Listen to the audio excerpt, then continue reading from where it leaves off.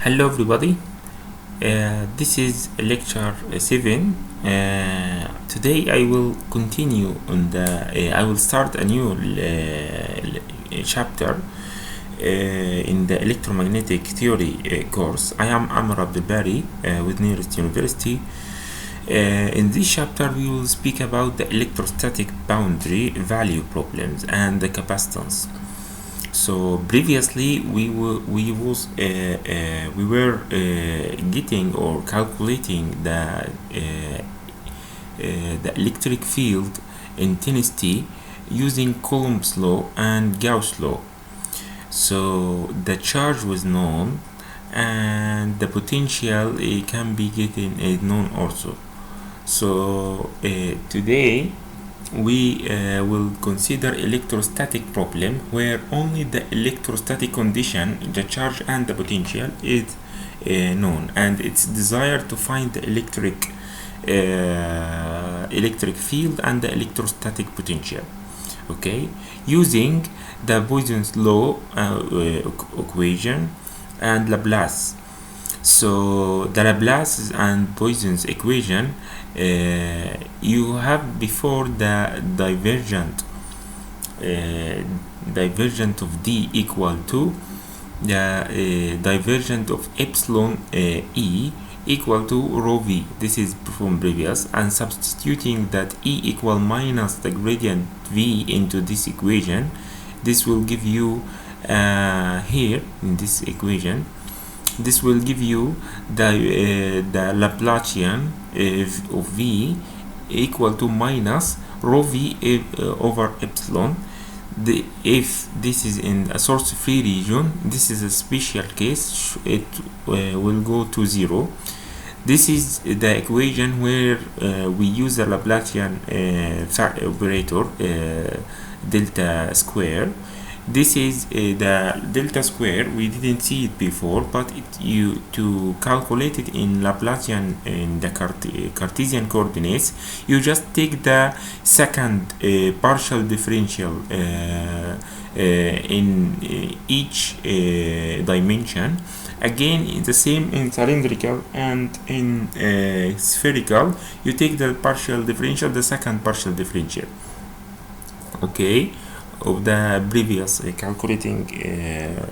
Then the spherical, this is all the full Laplacian operator in cylindrical and spherical coordinates.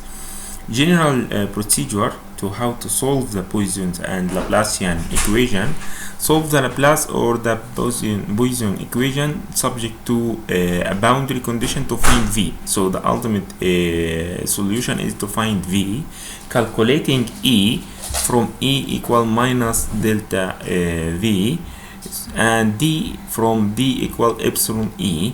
So it's desired to find the charge Q from Q equal to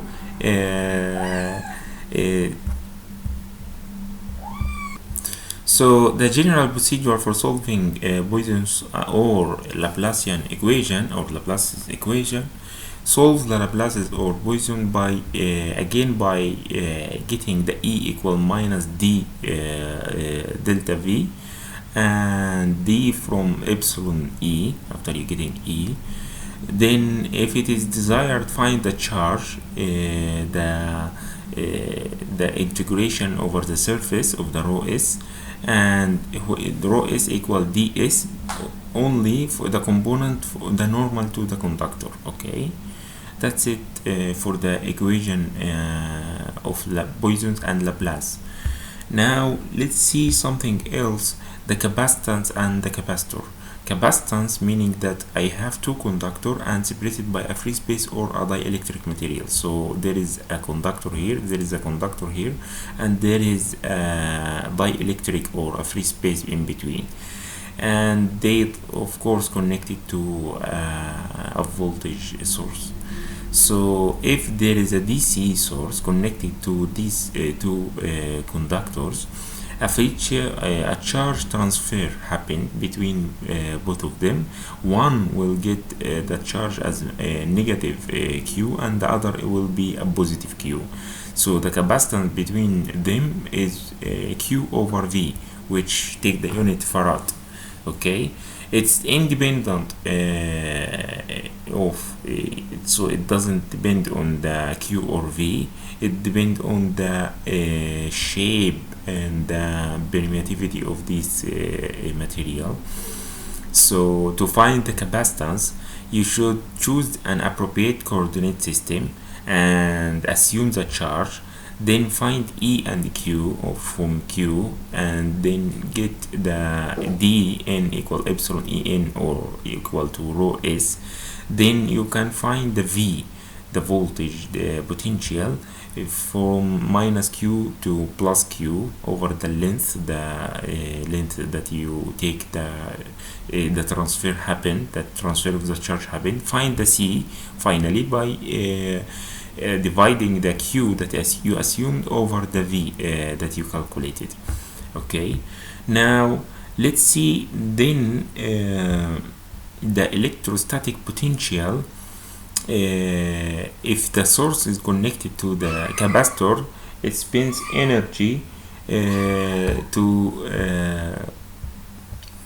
so this charge energy is stored in the dielectric medium. So the charge is the charge of the capacitance. If you charge up a capacitor, the charge is stored in the dielectric in between the two conductors, and there is an amount of energy related to that charge.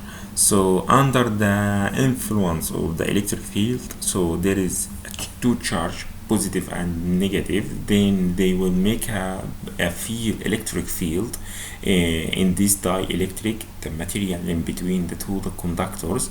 So the voltage across the capacitor will be Q over C. This is we see it before. Then the amount of work will be V dQ, okay, or equal to Q over C dQ. The amount of work, if it is go from 0 to Q, then you will take into account all the steps. Then you will calculate the integration over delta Q from 0 to Q. If you calculate this will be Q square over 1 over 2 C, which we take the unit joule. This is work. And substituting C equal Q over V, V is equal Q over C. So if you take the CV here, C here, then it will be 1 over 2 CV square. This is normal substituting. There is nothing fancy.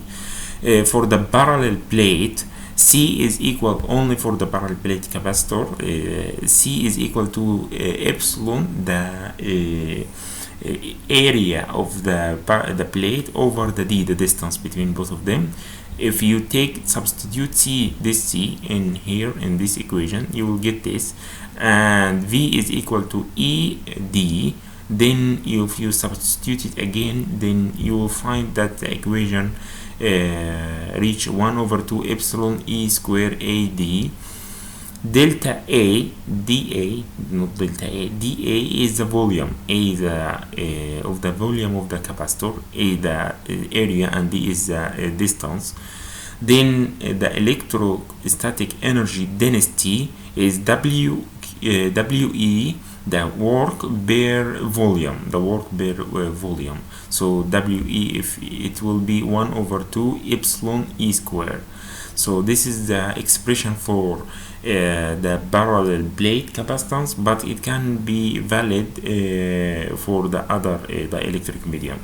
So WE is 1 over 2 the integration over V epsilon E square delta V, or rho V delta V. Okay, this is for the continuous charge distribution. And here you see that the work is done is equal to the electrostatic energy stored in the region of the space. So this is the work done to transfer the charge from one conductor to the other, it is equal to the energy that is stored in this medium, in this dielectric or free space. So this is the equation that express or a model or represent the phenomena inside the capacitance. Okay, that's it for today. Thank you for listening.